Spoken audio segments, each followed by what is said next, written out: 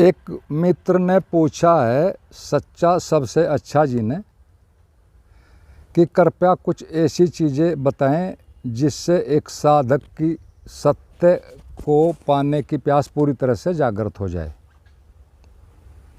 क्योंकि आप और भी सभी लोग ज्ञानी जनों ने किताबों में भी कहा है कि बिना सच्ची प्यास के कुछ भी नहीं मिलता। तो मित्र का प्रश्न तो बिल्कुल सही है, आधारभूत प्रश्न है। सच है कि बिना प्यास के कहीं भी भौतिक जगत में या अध्यात्म में कहीं कुछ भी नहीं मिलता, और हमें सीधे सीधे जान लेना चाहिए एक बात कि सत्य की प्यास या स्वयं को जानने की प्यास सिर्फ और सिर्फ सच्चे व समंजपूर्ण वैराग्य से ही पैदा होते हैं। ये गीता में भी श्री कृष्ण जी ने कहा है, ज्ञानपूर्ण वैराग्य इससे ही पैदा होती है, या कहो जीवन की असारता को समझ लेने से एक तरह से पैदा होती है। और ऐसा वैराग्य सिर्फ दो ही चीज़ों को संवेदनशीलता के साथ एक तरह से जानने और समझने से आता है, जिसमें कि पहला है मृत्यु की अनिवार्यता व अचानकता। इस बात को पूरी तरह महसूस करना, ये हमेशा से सर्वाधिक शक्तिशाली आधार रहा है इस दिशा में, सच्ची प्यास को जगाने की दिशा में। क्योंकि मन इस बात पर, मृत्यु वाली बात पर कोई ज़्यादा तर्क नहीं कर सकता, कुछ भी नहीं इसमें कर सकता। तो एक ही बात समझ में आती कि जब ये है ही अनिवार्य, तो फिर ज़्यादा तनाव या बेकार की चीज़ों में उलझने से क्या फ़ायदा।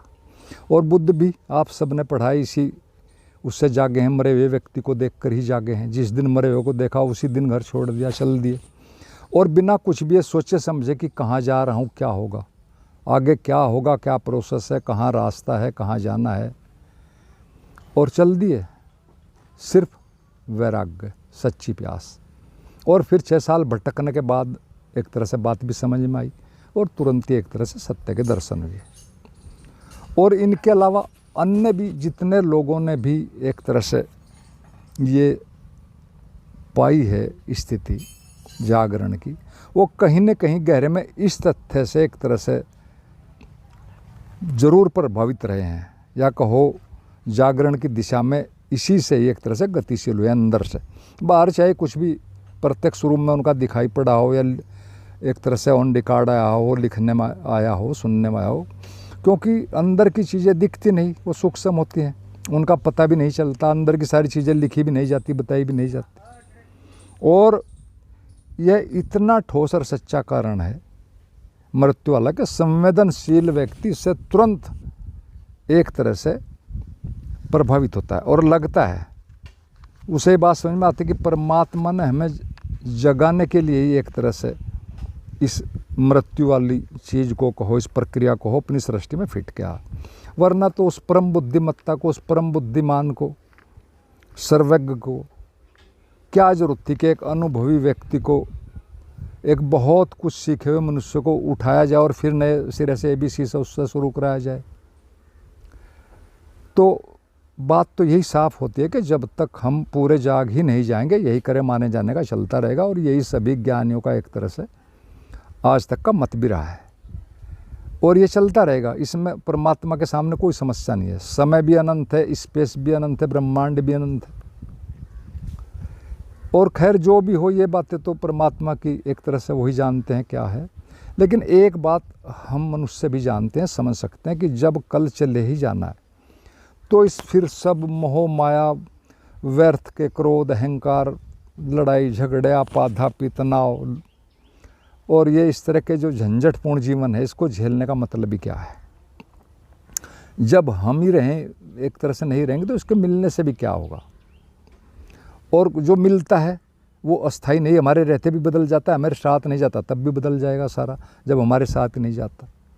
और इस दिशा में एक और बात भी समझनी होगी मृत्यु के संबंध में, कि वह हमें क्यों प्रभावित नहीं करती। अक्सर हम रोज़ देखते हैं ये सारी चीज़ें मृत्यु वाली, और क्यों नहीं हम अपने लक्ष्य की तरफ सब कुछ देखते हुए, समझते हुए भी एक तरफ नहीं ज़्यादा जाते सोचते इस तरफ वैराग्य की दिशा में। उसका कारण सिर्फ एक ही है मनोवैज्ञानिक स्तर पर, हमें अंदर गहरे में ये मान्यता हमारी पक्की हुई है कि हमारे पास अभी समय है, कर लेंगे, हो जाएगा, बुढ़ापे में कर लेंगे। और बुद्ध ने भी इस बात को कहा है अपने प्रवचन में। उन्होंने सिर्फ एक सीधी बात कही, इसमें बहुत सीधी उन्होंने इतना ही कहा है कि समस्या यह है कि हमें लगता है अभी समय है। ये बुद्ध के वचन है।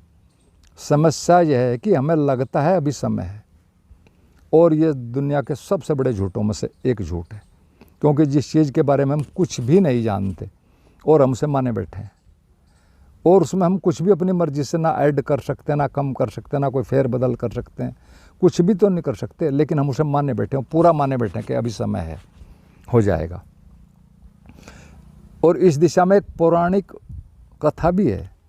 वो सारी बौद्ध कथाएं, पौराणिक जितने भी कथाएं हैं, एक कथा है कि एक बार नरक खाली होगा, किसी कारण से कोई गया ही नहीं, जाता ही नहीं उधर, वहाँ पर सब खाली होगा। यमराज परेशान हुए और सुना है कि केंद्र से वहाँ नोटिस भी आएगा विष्णु के यहाँ से कि भाई जब कोई आता ही नहीं तो यहाँ इतने नौकर चाकर, ये इतना तामझाम, इसको बंद करो, इस विभाग को। तो बहुत परेशान हुए। यमराज जी ने इमरजेंसी मीटिंग बुलाई, जैसे कि यहाँ भी होते, आप रोज़ देखते हैं नेता लोग बुलाते हैं, और बुलाई, सबको अपनी परेशानी बताई। सभी ने अपने अपने एक तरह से जो समाधान थे वो बताए। किसी ने कहा हम जाएंगे, लोगों को अच्छी अच्छी शराबों की तरफ आकर्षित करेंगे, नृत्यों की तरफ करेंगे। किसी ने कुछ कहा, किसी ने कुछ कहा, किसी ने कहा भटकाएंगे, वेश बदल कर करेंगे। बहुत सब ने अपने अपने तर्क दिए। लेकिन यमराज ने एक ही बात कही कि ये सब तो हम पहले से कर ही रहे हैं, इससे कुछ हुआ नहीं, इससे होता तो बात यहाँ तक आती ही नहीं। और सुना बहुत देर बाद शांत रहने के कोई बूढ़ा अनुभवी उसी विभाग का उठा और उसने कहा कि अब इस काम को हम दूसरे ढंग से करेंगे। जो हम कर रहे हैं अभी तक लोगों को भटकाने का, इसको ऐसे नहीं करेंगे।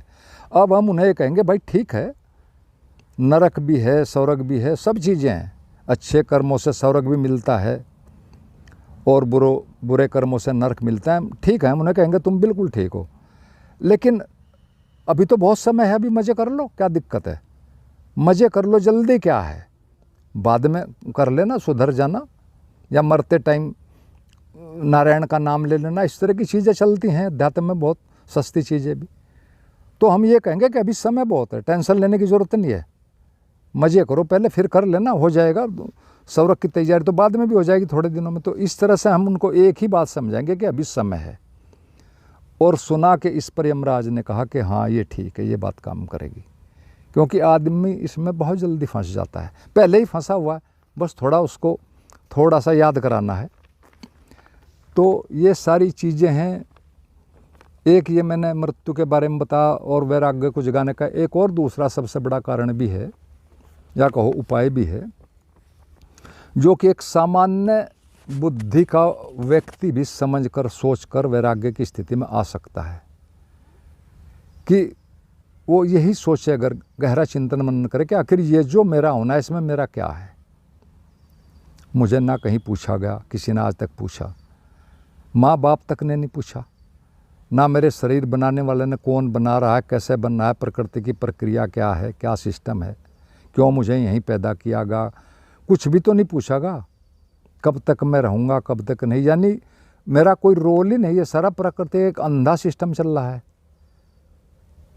और ये सारा कहीं से कंट्रोल हो रहा है, पता नहीं कहाँ से हो रहा है, लेकिन कहीं से नियंत्रित जरूर हो रहा है। ये बात साफ सबकी समझ में आती है, कोई नियंत्रित कर रहा है, क्योंकि जगह जगह बुद्धिमत्ता के प्रमाण मिलते हैं हमारे जीवन में, तो है तो ज़रूर कोई ना कोई चला रहा है।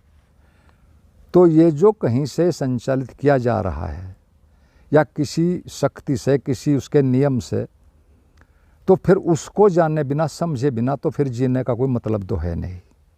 ये बात हम सबकी समझ में, जो तार्किक बुद्धि के लोग हैं उनकी समझ में भी ये बड़ा आराम से, थोड़ा भी चिंतन करेंगे तो ये आ जाएगी। तो ये प्यास होगी कि भाई उसको जाने बिना फिर फ़ायदा क्या जीने का, इससे तो मरना अच्छा। और पश्चिम में चली हैं इस पर बहुत, सुसाइड पर बहुत पुस्तकें लिखी गई। 40-50 साल पहले एक पुस्तक पूरी सबसे ज़्यादा उसकी रिकॉर्ड बिक्री हुई थी, फाइनल एग्जिट, वो 40-45 साल पहली पुस्तक थी, इसी के ऊपर सुसाइड गई। तो चूँकि उन लोगों को पता ही नहीं, उनके यहाँ मोक्ष की कोई धारणा ही नहीं है, मुक्ति की कोई धारणा ही नहीं उन लोगों के पास। ये तो सिर्फ इधर ही हमारे देश में है, आसपास में थोड़ा बहुत। तो फिर ये भी बात समझ सकता है आदमी।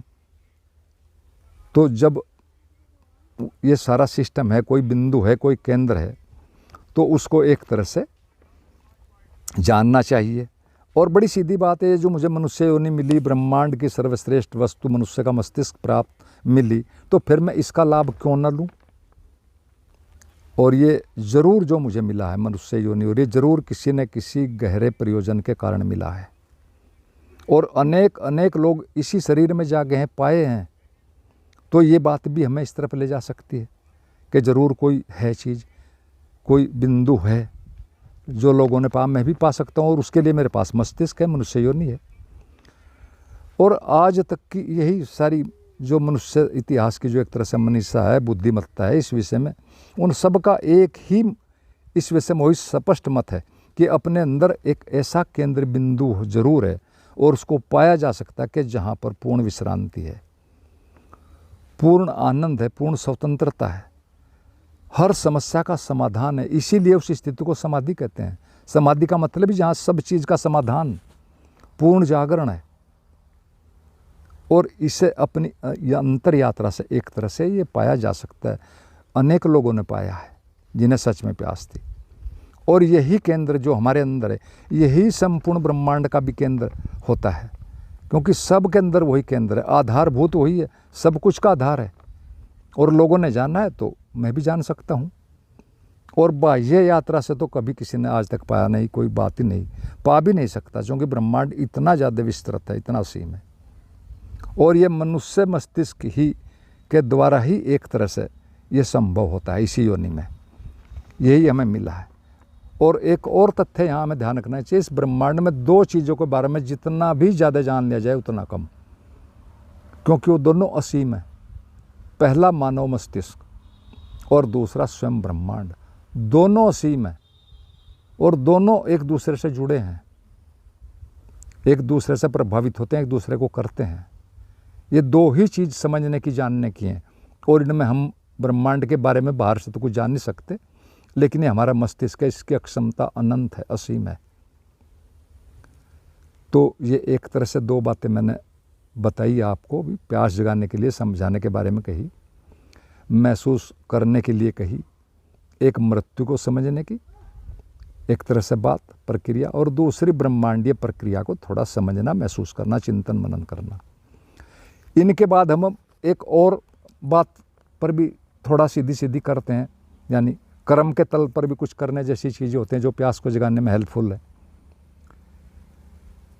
और वो ये है कि हमारा मनुष्य मन जो है वो अति संक्रामक है, हर चीज़ से प्रभावित होता है, कुछ भी हो, सही गलत, उससे प्रभावित पक्का होता है, कम हो या ज़्यादा हो, ये उसकी नेचर है। वो बहुत टू मच डेलिकेट है, बहुत एक तरह से कोमल है, उसके तीन गुणों में एक ही है, बहुत ज़्यादा डेलिकेट है, बहुत ज़्यादा कॉम्प्लिकेटेड है और बहुत ज़्यादा शक्तिशाली है। तीन ही उसकी बेसिक चीज़ें हैं ह्यूमन माइंड की। तो ये बहुत संक्रामक है, हम इसका लाभ ले सकते हैं। उसका सीधी सी बात यह है कि अधिक से अधिक जो लोग इस दिशा में गए हैं, जो बुद्ध हुए हैं, उनके बारे में पढ़ना, सुनना, सत्संग करना, ऐसे लोगों के साथ संगम शरणम यही होता है, चिंतन मनन करना, विजुअलाइज करना। तो ये सारी चीज़ें भी हमारी प्यास इनसे जगेगी, इससे कई लाभ होंगे। सत्संग करने से प्यास भी जगेगी, शांति के कुछ अनुभव भी आएंगे, शेयर भी करेंगे, दूसरों से सीखेंगे, उनको सिखाएंगे। और जिस दिन पूरी प्यास एक तरह से हमारे अंदर जग जाएगी, और धीरे धीरे प्यास के साथ ही साथ, जगने के साथ साथ हमारी योग्यता भी एक तरह से विकसित होती जाएगी। और योग्यता और मिलना यहाँ पर एक ही चीज़ के दो नाम होते हैं, अस्तित्व में एक ही चीज़ के दो नाम है। जैसे जो योग्य हुआ उसको चीज़ मिली, ये यहाँ का नियम है। भले ही हम उस चीज़ को पूरा ना समझ पाते हो, एक अलग बात है। और यदि साथ में पक्की प्यास है, भरोसा पक्का है, तो मिलना निश्चित है। तो यही चीज़ें समझने की हैं, चिंतन मनन के। अपने ऊपर काम करो, अपने मस्तिष्क पर ज़्यादा काम करो। और भी बहुत चीज़ें हैं। एक ये भी आप देख सकते हैं कि देखो कितने लोग हमारे सामने जा चुके हैं, आज पता भी नहीं कहाँ थे, कहाँ गए, कोई निशान भी नहीं। कल हमारा भी यही हाल होना है। तो क्यों न इसका जो समय मिला है, इसका कोई सही उपयोग कर लिया जाए। और एक समझदार साधक को तो सिर्फ जो सच में इसी दिशा में जिससे जाना है, उसे तो दो ही बातों पर अपना सारा फोकस रखना चाहिए। पहली है कि मेरी प्यास कैसे पूरी जगे, और दूसरी वह कैसे पूरी हो, बस तीसरा कुछ भी नहीं। लेकिन आज एक और समस्या है, जो पढ़े लिखे लोगों ने एक और बड़ी गलत आदतें उनकी हैं, और वो खुद भी उससे ग्रस्त हैं, दूसरों को भी ग्रसित करते हैं कि वो सभी कुछ समझना चाहते हैं, जानना चाहते हैं, चाहे उसकी जीवन में ज़रूरत भी ना हो। बेमतलब की बेकार की चीज़, अनावश्यक बातों में अपना समय नष्ट करते हैं। जबकि अगर पिछला हम इतिहास उठाएं तो उसमें अनपढ़ लोग हमेशा से उन्होंने ज़रूरी पर ही काम किया, बहुत थोड़े पर काम किया और आसानी से पहुँचे। जितने यहाँ पढ़े लिखे पहुँचे शायद उससे कुछ ज़्यादा अनपढ़ पहुँचे हैं, अगर इतिहास का पूरा वो करोगे तो। यहाँ ज़्यादा जानना नहीं है, आज के युग में ज़्यादा जानना, पढ़ लेना, सीख लेना, ये सबसे बड़ी मुसीबत बन रही है। साइकोसोमेटिक डिजीज़ का भी यही कारण है, और अध्यात्म में तो सबसे बड़ा भटकावा है, क्योंकि अध्यात्म का तो सूत्र है कि जो सीखा है, जो पकड़ा है अब तक, उसको सबको ही केंद्र से हटा देना है, केंद्र से डिलीट कर देना है, बाहरी रखना है परिधि पर, सबको अनसीखा करना है। अध्यात्म सीखना नहीं, लर्निंग नहीं, अनलर्निंग है। तो सबको गिरा देना है, निपट अकेला, और उसी दिन अपना पता चलता है। और जिस दिन अपना पता चलेगा उसी दिन उस सर्वज्ञ का, उसका तो पता चलने में कोई दिक्कत नहीं, क्योंकि हम उसी के तो केंद्र हैं, उसी का एक हिस्सा है। पहले अपने अंदर जाओ, 2 स्टेप हैं, और फिर उसके अंदर जाने में कोई दिक्कत नहीं आएगी। उसको समझने में, उससे मिलने में 2 ही स्टेप है। पहले अपने में आओ, अपने केंद्र पर आओ, और फिर जो समष्टि का केंद्र है फिर उससे। 2 ही बातें हैं, 2 स्टेप हैं सारे अध्यात्म के। तो ये जो भी मैंने कहा, मित्र के जो पर्सन है, शायद कुछ समस्या उनकी कहो स्पष्ट हुई होंगी बातें जो भी उनके दिमाग में थी। तो अपने पर ही आना है हर तरह से, यही अंत में होना है, कहीं से चलो। तो आप लोगों ने सुना, बहुत बहुत धन्यवाद हृदय से, और अंत में सभी मित्रों को मेरा प्रणाम।